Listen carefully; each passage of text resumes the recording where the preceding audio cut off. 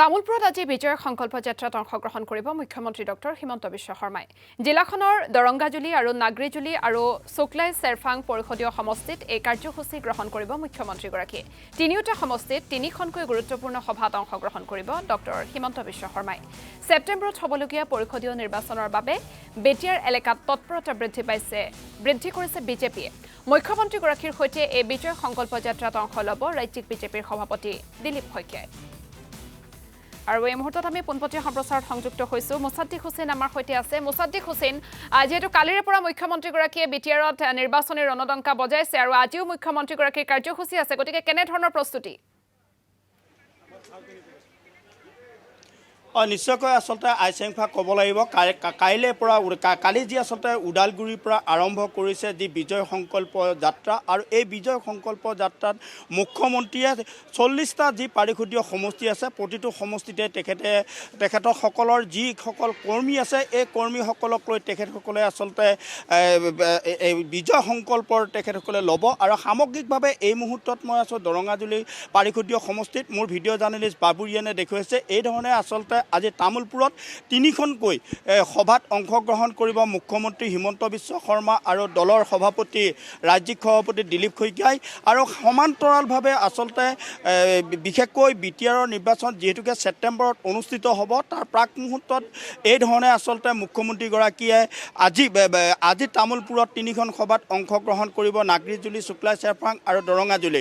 মোৰ লগত এই মুহূৰ্তত আছে তামুলপুৰ জিলা বিজেপিৰ সভাপতি ভেক্টৰ দাস ডাঙৰীয়া। মই তেখেতৰ ওচৰলৈ যাম আৰু জানিম।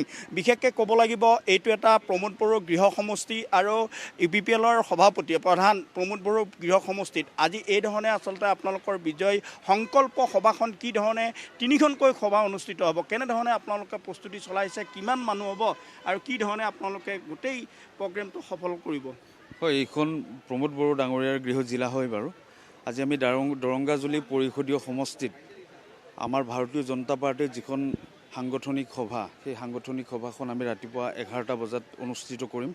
আমাৰ প্ৰত্যেকজন কাৰ্যকৰ্তাই অধীৰ আগ্ৰহেৰে বাট চাই আছে। ডক্টৰ হিমন্ত বিশ্ব শৰ্মা ডাঙৰীয়া আমাৰ প্ৰত্যেকজন ভাৰতীয় জনতা পাৰ্টীৰ কাৰ্যকৰ্তাৰ বাবে, আমাৰ ৰাজ্যিক সভাপতি দিলীপ শইকীয়া ডাঙৰীয়া আমাৰ প্ৰত্যেকজন কাৰ্যকৰ্তাৰ কাৰণে অনুপ্ৰেৰণা। তেখেতসকলৰ উপস্থিতি আমাৰ প্ৰত্যেকজন কাৰ্যকৰ্তাক আৰু অধিক শক্তিমান কৰি তুলিব।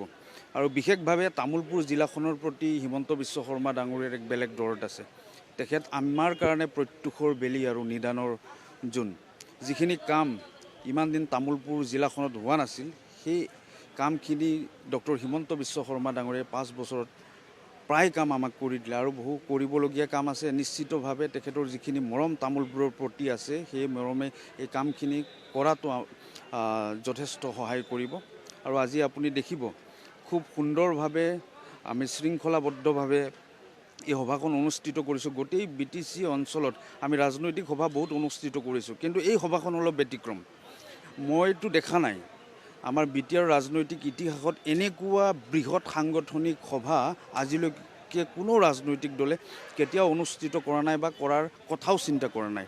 ডক্টৰ হিমন্ত বিশ্ব শৰ্মা ডাঙৰীয়া আৰু আমাৰ দিলীপ শইকীয়া ডাঙৰীয়া তেখেতসকলৰ যি নেকি বিচক্ষণ নেতৃত্ব আৰু তেখেতসকলৰ যি নেকি সমাজখনৰ প্ৰতি ধাৰণা, সেই ধাৰণা এই সভাখনতে স্পষ্ট হৈছে যে সমাজৰ শেষৰজন ব্যক্তিক যেনেকৈ চৰকাৰখনে জনকল্যাণমূলক আঁচনিৰে তেখেতসকলক উপকাৰ কৰিব বিচাৰে, তেনেধৰণে সংগঠনেও যাতে আমাৰ সমাজৰ শেষৰজন ব্যক্তিলৈকে সংগঠনটো লৈ যাব পাৰোঁ, তাৰ কাৰণে এই বিশেষ ব্যৱস্থাটো মুখ্যমন্ত্ৰী মহোদয় আমাক কৰিবলৈ কৈছে। আৰু মই আপোনাক কোৱাৰ দৰে যে বিটিআৰ অঞ্চলত এনেকুৱা কোনো এইটো নজিৰবিহীন এটা কাৰ্যসূচী। নিশ্চিতভাৱে এটা কথা আচলতে সুধিম, তামোলপুৰত আপোনাৰ কেইটা সমষ্টি আছে আৰু কোনকেইটা সমষ্টি আপোনালোকে আচলতে এইবাৰ প্ৰতিনিধিত্ব কৰাটো বিচাৰিছে, যিহেতুকে আপুনি জিলা সভাপতিৰ দায়িত্বত আছে?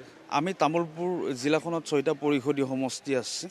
গতিকে আমাৰ ইচ্ছা হৈছে ডক্টৰ হিমন্ত বিশ্ব শৰ্মা ডাঙৰীয়া আৰু দিলীপ শইকীয়া ডাঙৰীয়াই যেনেধৰণে সিদ্ধান্ত লয়, আমি তেনেকুৱা ধৰণৰ সিদ্ধান্তক সন্মান জনাই আমি তামোলপুৰ জিলাৰ তেখেতসকলে যিকেইটা সমষ্টিত নিৰ্বাচন খেলিম বুলি ভাবে বা খেলাৰ সময় উপযোগী বুলি ভাবে, তেখেতসকলে সিদ্ধান্ত ল'ব। তেখেতসকলৰ সিদ্ধান্তক আমি সদায় সমৰ্থন জনাই ধৰাতলত আমি গ্ৰাছৰুটত আমি কাম কৰি যাম নিশ্চিতভাৱে। হয়, মুছাদ্দিক হুছেইন, আপোনাক এই মুহূৰ্তত ধন্যবাদ জ্ঞাপন কৰিছোঁ আপুনি সবিশেষ জনোৱাৰ বাবে।